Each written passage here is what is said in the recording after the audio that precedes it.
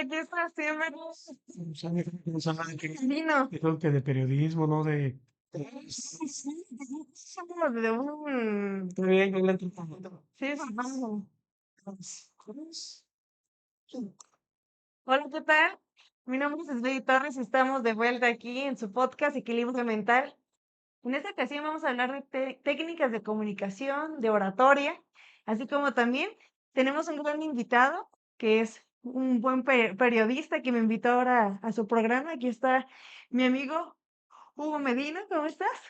Sí, muy agradecido por la invitación, por el tiempo, por la paciencia, y pues listo para lo que ustedes quieran que comentemos con toda la gran del mundo. Así es, también, obviamente, no podía faltar, aquí está, en la pirámide de Maslow, en la escala de prioridades, mi gran amigo, el profesional, el filósofo profesional, Miguel Toscano.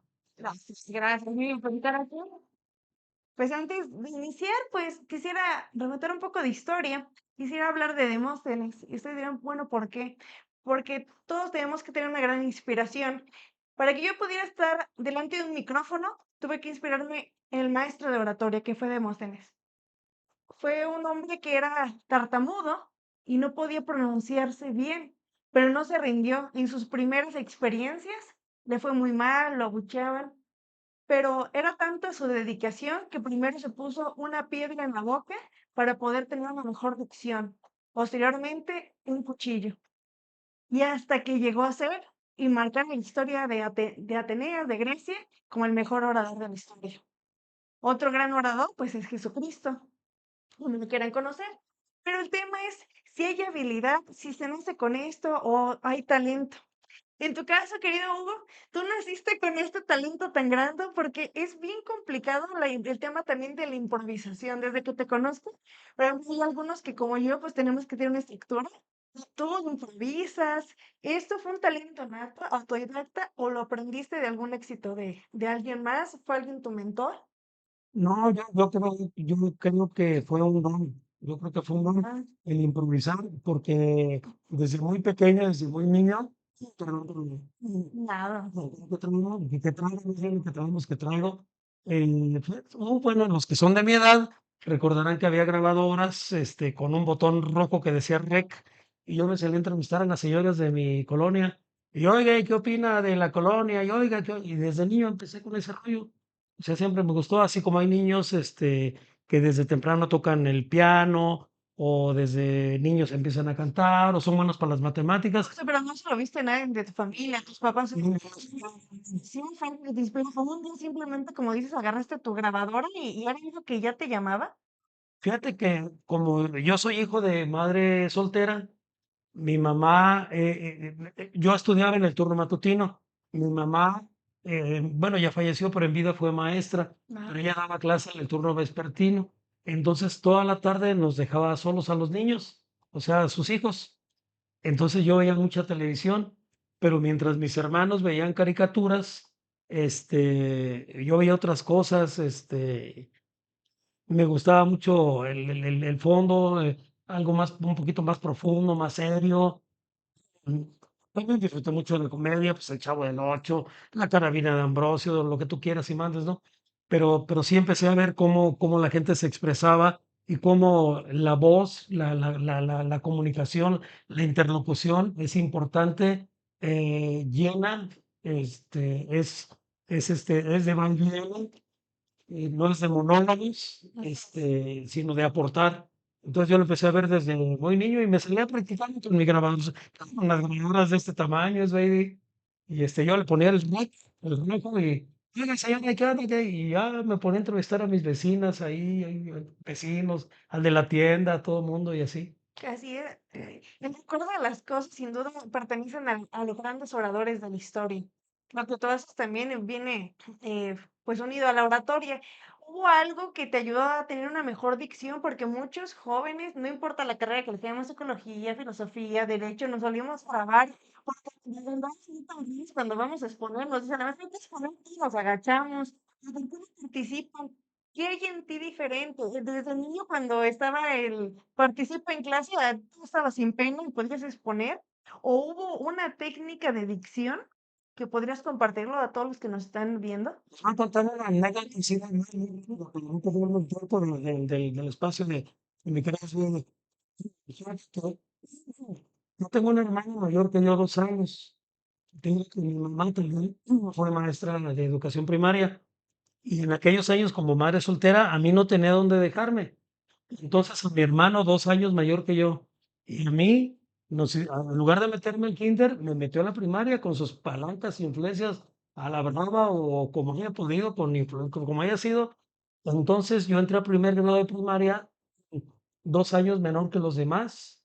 Entonces, mi mamá me ponía a repetir y repetir y repetir y repetir y a leer y a leer y a leer. Ahora, como yo era 2 años menor que mis compañeros, primeros, segundos de los 6 años de la primaria, yo la verdad ahí hasta tenía como ciertos complejos, Oh, porque yo veía que ellos destacaban más corriendo en educación física, en poesía, veía en las niñas de la escolta, veía a mis compañeritos ya cuando en quinto y sexto estaban en la banda de guerra y como yo estaba un poquito más chico que ellos, un par de años menor que ellos, a mí no, o sea, el maestro de secundaria de educación física nunca me consideraba para un equipo de fútbol, de básquetbol, no, yo era una piernuña. Entonces, yo decía que en algo tengo que destacar, en algo tengo que destacar. Y cuando la maestra Erlinda, la recuerdo con amor y con cariño, mi maestra de sexto, me eligió a mí por tantas veces que mi mamá en casa me hacía leer desde El Principito o Shakespeare o lo que tú quieras y mandes, pero ella me ponía a leer y a leer y a leer y a leer, pero a leer en voz alta, a leer en voz alta, ya. sí.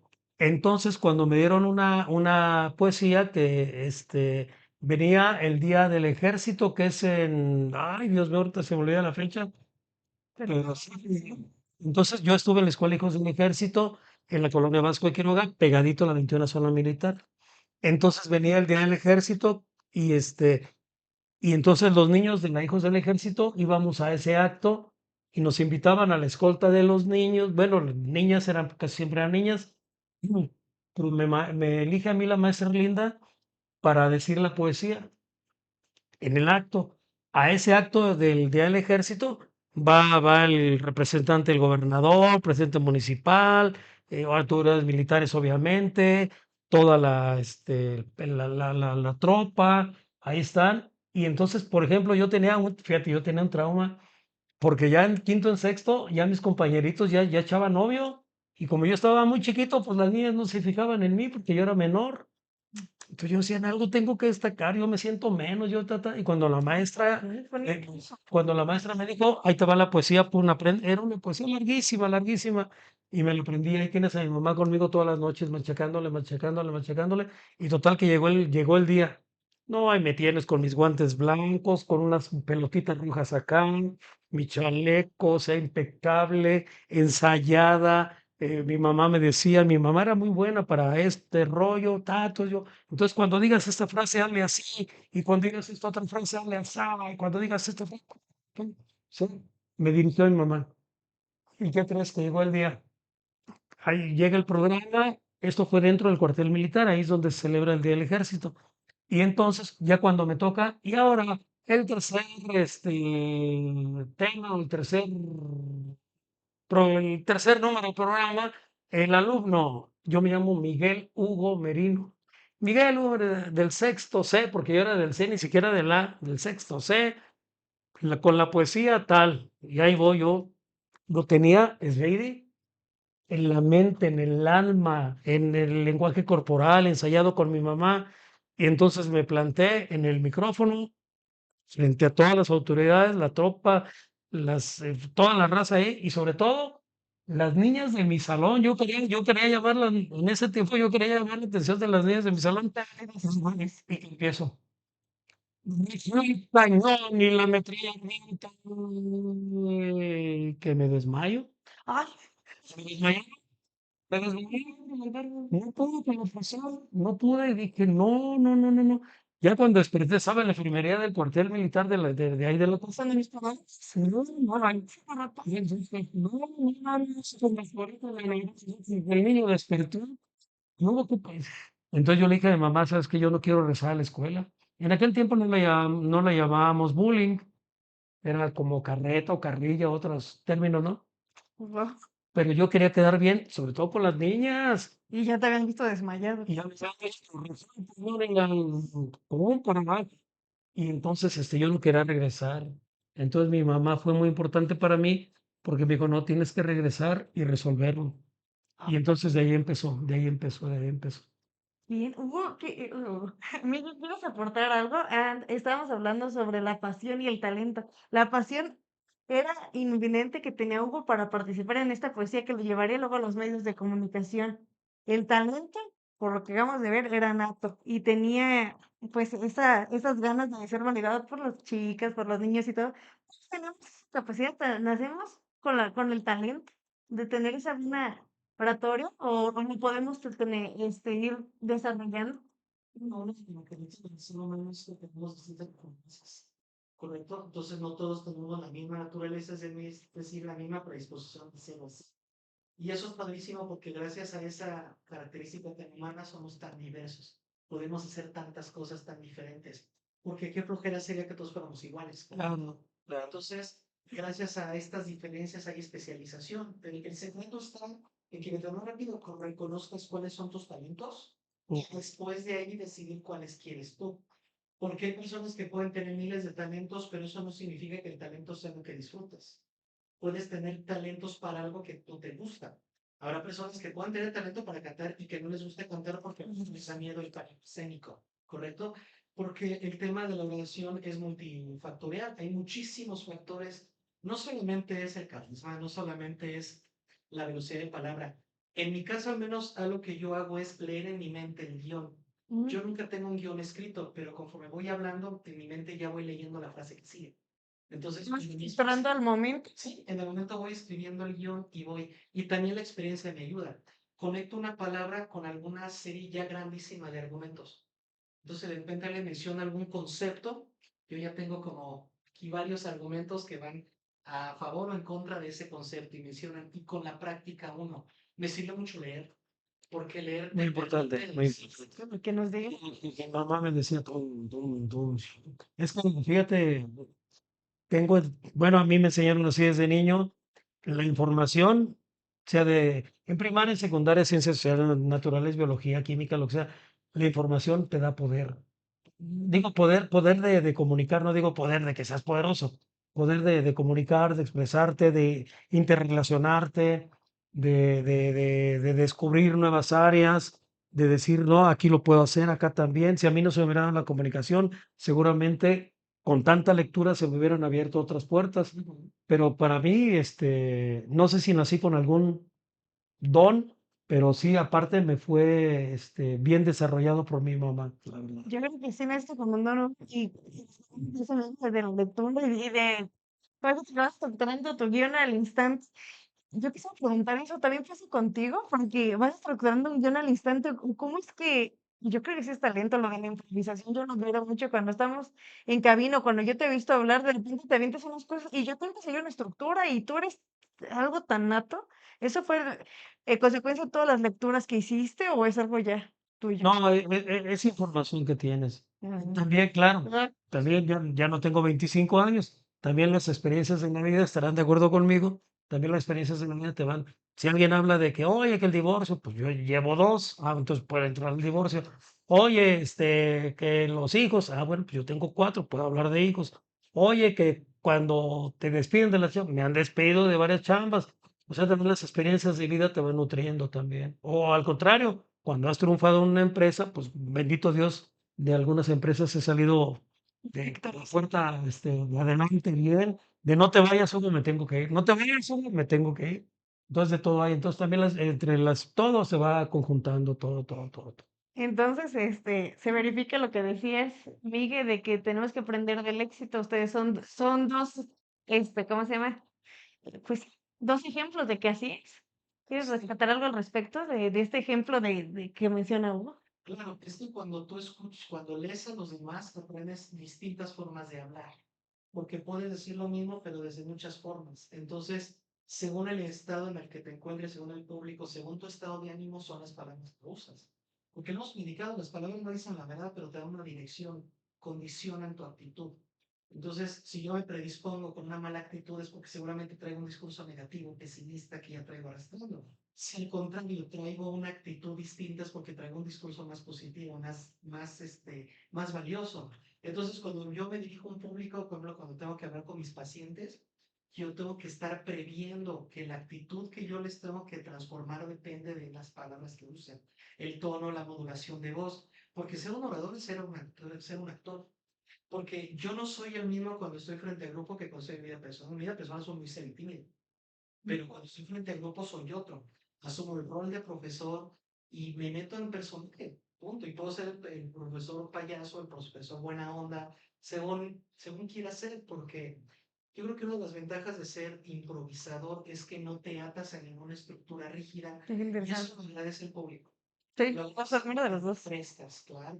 Sí, es algo fresco, es algo así. Y un tip que uso mucho con cadenas conceptuales, es decir, cuando yo decía que leo un guión en mi mente, no leo frases completas, solo agarro un concepto y nada más hablo de ese concepto, pero ya sé cuál sigue después.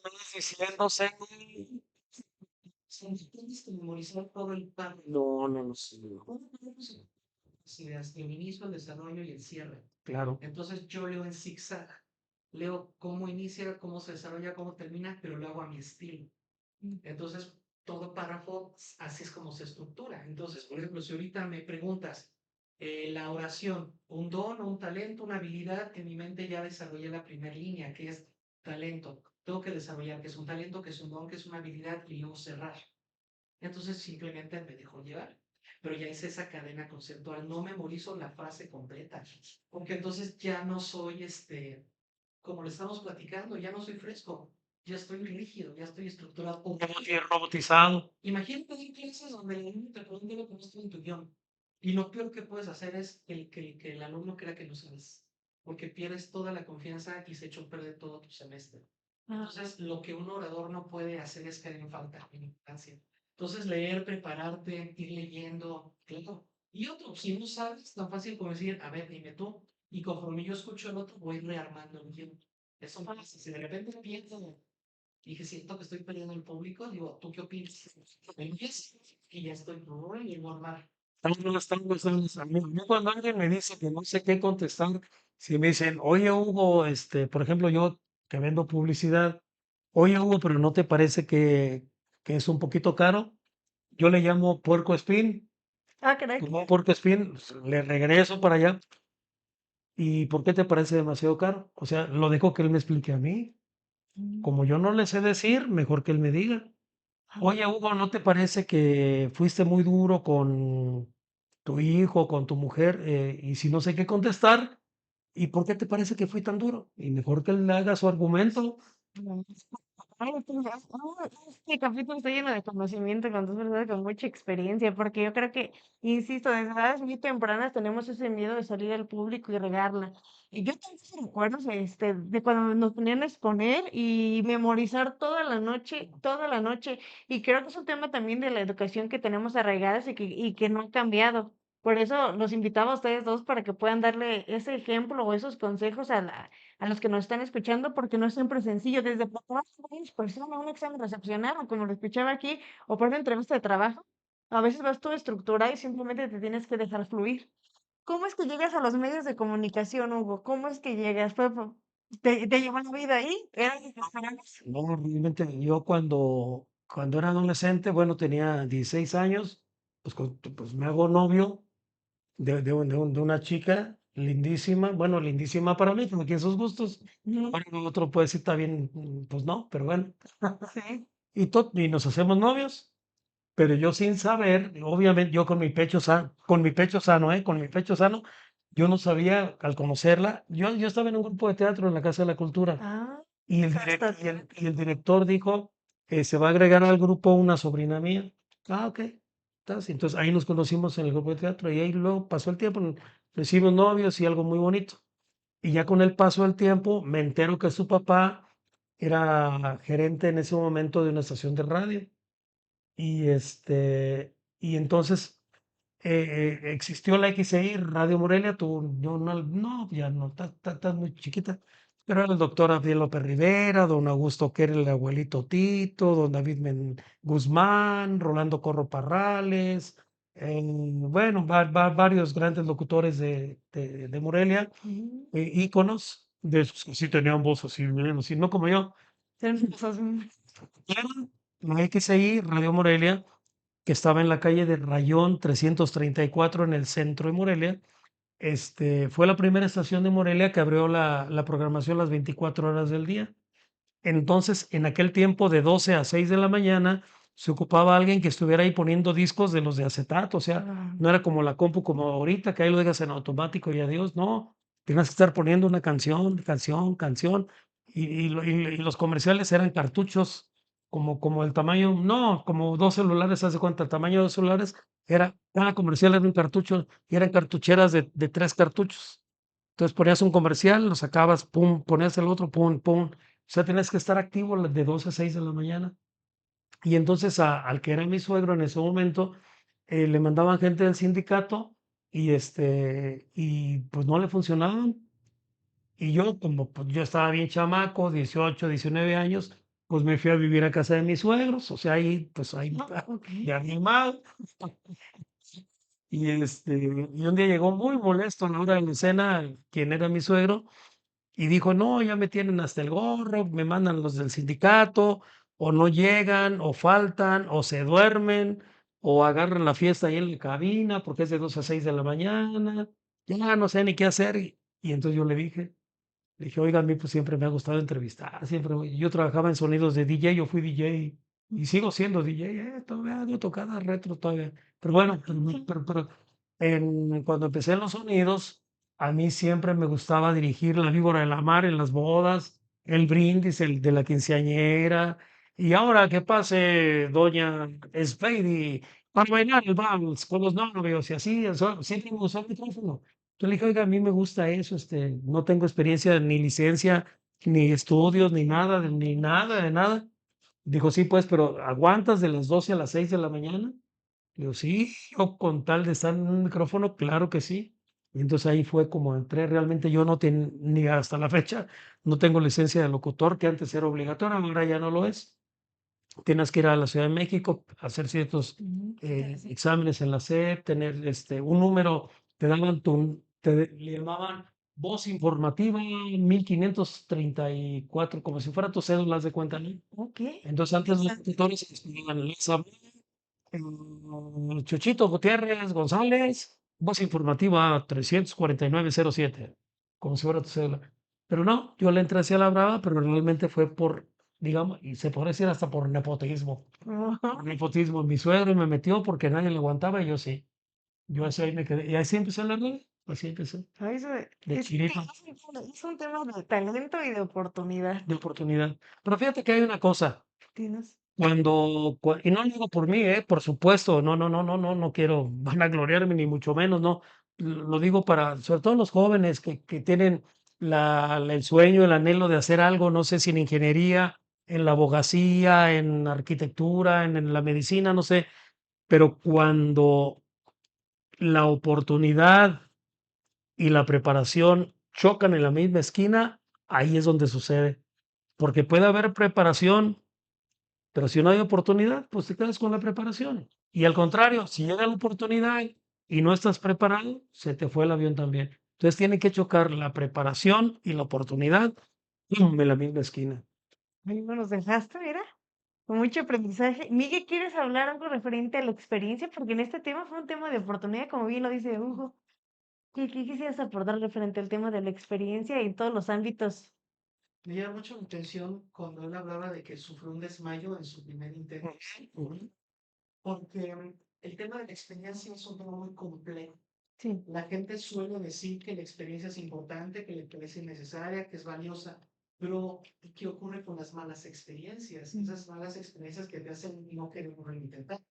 En el caso luego él tuvo que dejar atrás esa mala experiencia que no lo marcara, que no lo limitara, ¿correcto? Sí. Entonces, la gente suele creer que es fácil cuando ven a un orador, cuando te ven hablar y piensan que ha de ser cosa facilísima, vamos de tener un don o un talento, pero no saben todo el trabajo que hay detrás.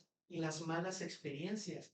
Porque de repente tú te puedes sentir el orador más rápido, el más ágil, el que tiene el verbo más rápido del mundo, una distracción pequeña.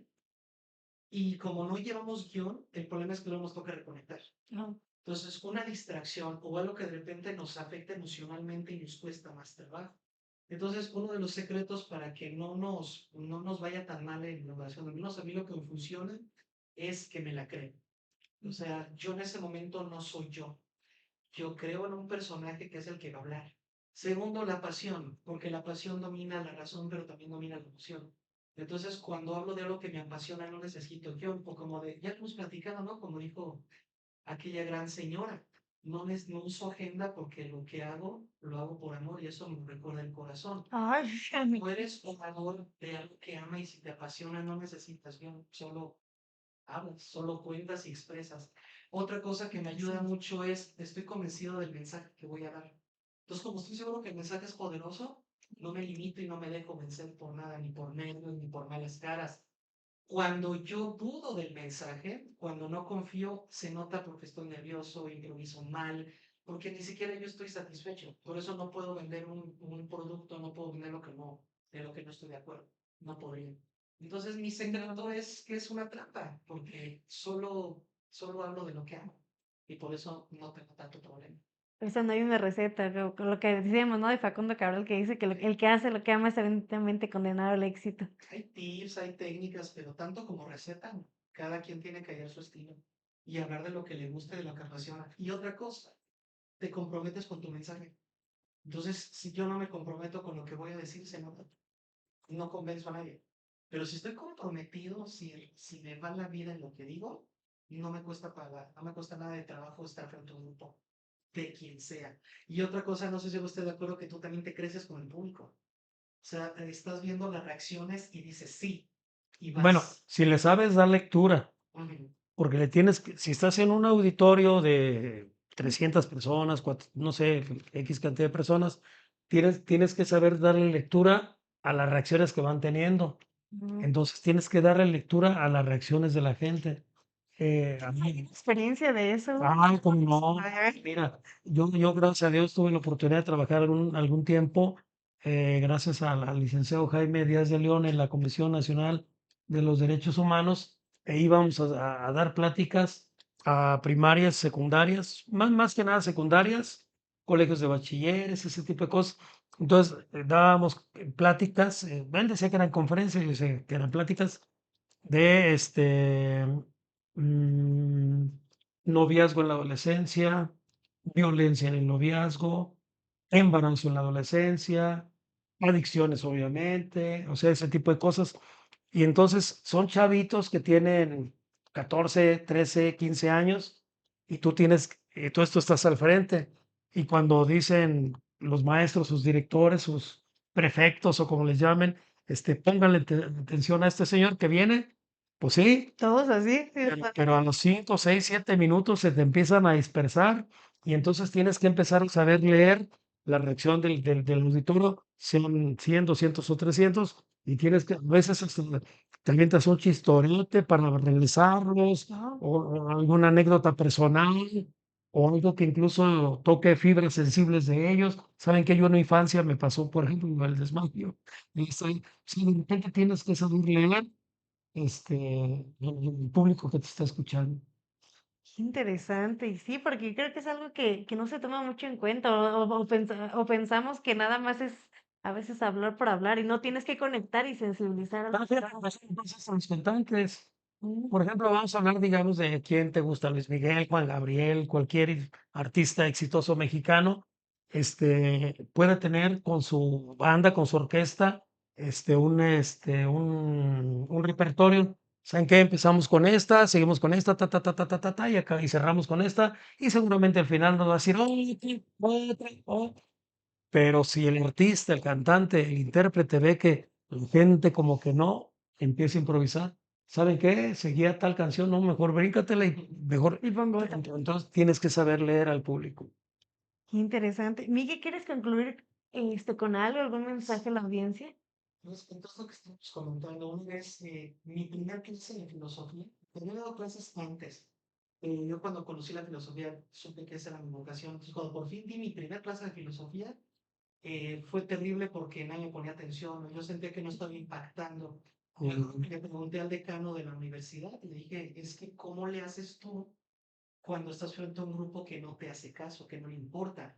Y este secreto me lo dijo y lo uso siempre. Me dice, no le des tu charla a todos. Fíjate en uno que ponga atención y dale la clase a uno. Con uno que te ponga atención, tu clase fue un éxito.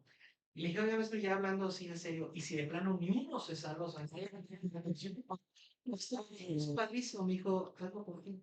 Ay, no es esto que te estás preparando para un simposio, para un coloquio. Sí, imagínate que esta clase que estás dando es tu entrenamiento de preparación para una charla internacional de filosofía. Y dije, sí es cierto, si yo estoy esperando que mi talento como profesor o como orador dependa del público, siempre voy a estar sufriendo. Debo de buscar estar orgulloso de lo que hice, estar orgulloso del mensaje y de la manera, porque es difícil. Yo de repente intenté soltar chistes y dije, no es lo mío. Curiosamente, en mi vida personal suelo ser muy gracioso, pero cuando estoy frente al grupo no soy divertido y hasta me veo mal. Entonces tienes que encontrar tu estilo. Entonces, la verdad es que ser orador me hizo aprender de mí, aprender de quién soy y le debo muchísimo, porque ser profesor es eso, de humanidades. Si fuera profesor de otras áreas donde requiero un pizarrón, requiero un cañón, es distinto. Pero cuando das clases de humanidades eres tú y tu verbo, Sí, nada más. Yo llego a dar clases sin pizarrón, sin libro, sin cañón, sin diapositivas. Es listo, chavos. y conectas con tus alumnos. Lo intento. Porque es un arte, es el arte de manejar emociones. Porque yo sé que si no digo las palabras correctas, también puedo lastimar a un alumno. Claro. Ahora, en términos donde ya el discurso es tan cuidadoso, donde debo de cuidar los adjetivos, los géneros, el número, debo de ser inclusivo, o sea, eso me ha obligado a ampliar mi repertorio. Entonces, antes yo solía soltar ciertas expresiones sin cuidado alguno y ahora digo, con todo respeto, digo lo siguiente, no quiero que nadie se ofenda, ya pongo un aviso antes porque tengo que adaptarme también a que el público actual requiere ciertos mensajes o de cierta manera. Que de cualquier forma, cuando alguien dice, voy a decir lo siguiente con todo respeto, ya saben que ahí viene el guamazo, ahí viene el ¿Sí o guamazo. no? Perfecto. Entonces, aparte ya vamos a terminar, ¿verdad? Aparte del talento, la pasión, o si tienes el don, o si te caes y te sabes levantar, o yo que tuve el apoyo, sobre todo de mi madre, mis hermanos mayores, que en mi familia todos están en el magisterio, todos son catedráticos, todos, no, no, no, menos yo, menos yo. Pero también la fe en lo que cada quien crea, muy respetable, en lo que cada quien crea. Porque, por ejemplo, cuando, bueno, bíblicamente hablando, espero no ofender a nadie, ahora sí que con todo respeto, pero cuando Dios, o como tú le digas, le dice a Moisés, tú eres el que va a dirigir y el que va a sacar y a liberar a mi pueblo de Israel, de Egipto, y él era tartamudo, ya que hablabas de Demóstenes. Sí. ¿Cómo yo? Sí, sí, sí. Y le puso a su hermano Aaron a un lado. O sea, en quien tú creas, en lo que usted crea, siempre le va a poner. A mí me puso a mi mamá, a mis hermanos mayores, a Moisés le puso a su hermano Aarón, y Moisés liberó al pueblo de israelí de Egipto, aún siendo tartamudo, pero ahí estaba su hermano Aarón. Entonces, siempre tener fe en que si tengo limitaciones, pero tengo fe, seguramente con esa fe serán complementadas, definitivamente. Con eso concluyes, Hugo. Con eso concluyo, sí. Pasión y fe. Vicky, gracias por aceptar la invitación. Te espero más aquí en el podcast. Que nos vemos otra vez.